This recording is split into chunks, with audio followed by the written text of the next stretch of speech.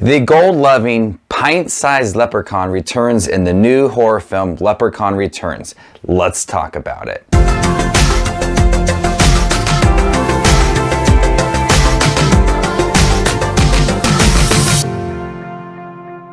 "25 years after the events of the very first Leprechaun movie, a group of sorority sisters are building a house for their new home. This happens to be the home from the very first Leprechaun movie where Jennifer Aniston appeared in the first movie.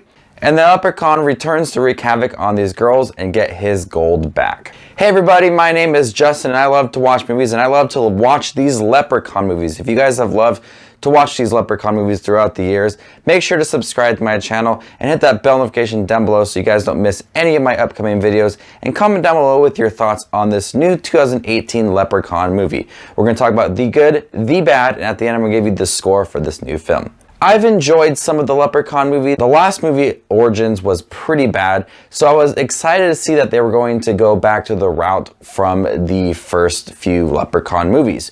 Warwick Davis is not appearing as Leprechaun. Instead, we have Lyndon Porco playing the role of Leprechaun. And this movie brings back the corniness, the slapstick humor from the first few Leprechaun movies. The jokes are ridiculous, the kills are bloody. Everything that you loved from the previous Leprechaun movies is in this movie. And what I appreciate about this movie is the new actor playing Leprechaun has a lot of fun with his role. He's spouting off these ridiculous jokes. He's confused by technology because this movie kind of takes that Halloween route where it just gets rid of everything from Vegas and space in the hood and just focuses on the very first movie 25 years after the events of the movie that Jennifer Aniston appeared in.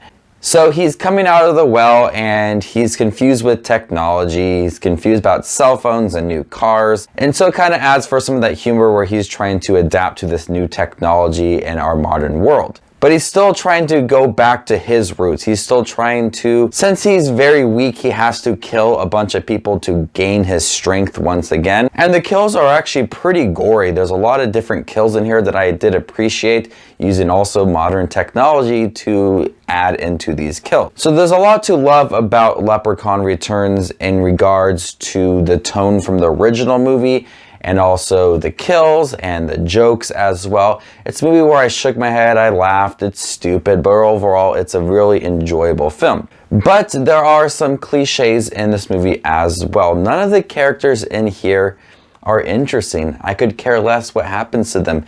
The daughter of Jennifer Aniston's characters in here, they're very eco-friendly, and I really don't care about any of these characters. They could be dead and I'd be okay with that. I really could care less about these characters.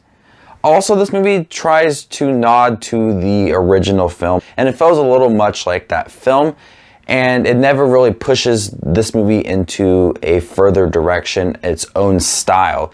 It relies heavily on the structure of the first film, and it relies heavily on those nods to that movie. Talking about Jennifer Aniston's character, what they did in that movie. It references a lot back to that movie and never pushes itself forward in a different direction, which I found to be disappointing because when I was watching this movie, my memory was going back to that first movie, and the set location, the structure, it all felt similar to that movie. I was hoping for something just a little bit different, but I got something very similar.